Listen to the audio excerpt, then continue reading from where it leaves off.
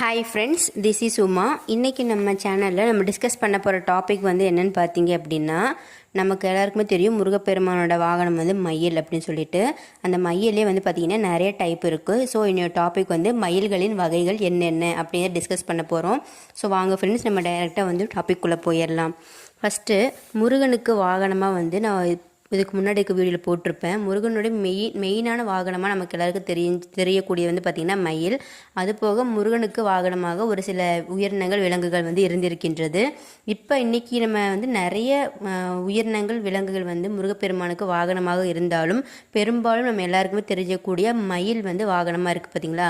அந்த மயில்களே பார்த்திங்கன்னா ஒரு சில வகைகள்லாம் வந்து இருக்குது. ஸோ அது என்னென்ன வகைகள் அப்படிங்கிறத இன்றைக்கி பார்க்க போகிறோம். இன்றைக்கி பார்த்தீங்கன்னா மொத்தம் மயில்களின் வகைகள் வந்து 3 மயில்களாக வந்து பார்த்திங்கன்னா கந்தனோட சரித்திரத்தில் வந்து மென்ஷன் பண்ணியிருக்காங்க. ஃபஸ்ட்டு அந்த 3 மயில்கள் வந்து என்னென்னு